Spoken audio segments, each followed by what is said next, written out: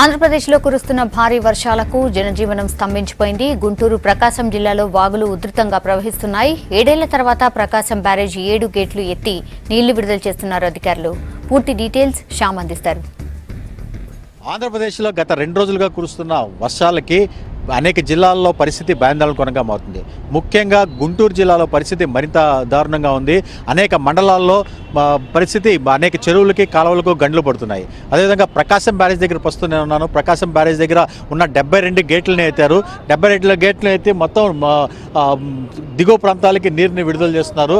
ప్రకాశం బ్యారేజీ గరిష్ట మట్టానికి నీరు చేరింది.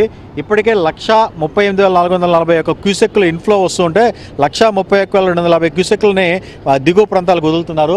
అదేవిధంగా కృష్ణా డెల్టాలకు సంబంధించిన కెనాల్స్కి 7,191 క్యూసెక్కులు కాలువలోకి విడుదల చేస్తున్నారు.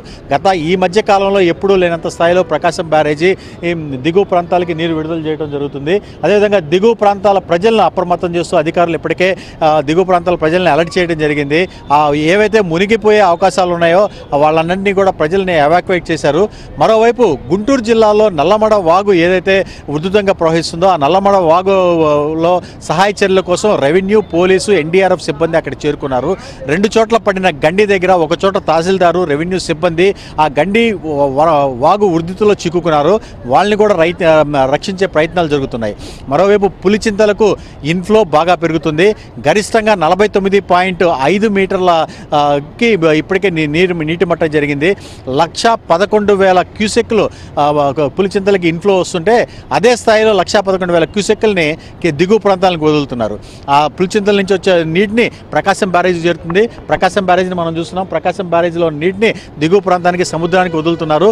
రెవెన్యూ, పోలీస్, ఎన్డీఆర్ఎఫ్ యంత్రాంగం సిబ్బంది మొత్తం కూడా పూర్తిగా అప్రమత్తమై రక్షణ చర్యలు, సహాయ చర్యలు తీసుకుంటున్నామని చెప్తున్నారు. అత్యవసర పరిస్థితులు ఉంటే తప్ప ఈ 2 రోజుల్లో బయటికి రావద్దు ఎవరు అని చెప్పేసి అధికారులు కూడా ప్రజలకు విజ్ఞప్తి చేస్తున్నారు. ఈ సమయంలో ప్రజలు కూడా సంయమనం పాటించి సహకరించాల్సిన అవసరం ఉందని, లోతట్టు ప్రాంతాల ప్రజలు ఇళ్లలోకి నీరు చేరే అవకాశం ఉందన్న చోట వెంటనే వాళ్ళు బయటికి వచ్చేసి వాళ్ళు సురక్షిత ప్రాంతాలకు వెళ్ళాలి అని చెప్పేసి చెప్తున్నారు. ఇప్పటికే కంట్రోల్ రూము విజయవాడలో ఒక మెయిన్ కంట్రోల్ రూమ్ ఓపెన్ చేశారు. అదేవిధంగా ప్రతి జిల్లా కేంద్రంలో, కలెక్టరేట్లో సహాయం కోసం కంట్రోల్ రూమ్లు ఏర్పాటు చేశారు. అక్కడికి ఇన్ఫర్మేషన్ ఇవ్వడం కోసం ఫోన్ నెంబర్లు కూడా ఇవ్వడం జరిగింది. కెమెరా పర్సన్ సునీల్తో శ్యామ్ కుమార్, V6 న్యూస్, విజయవాడ.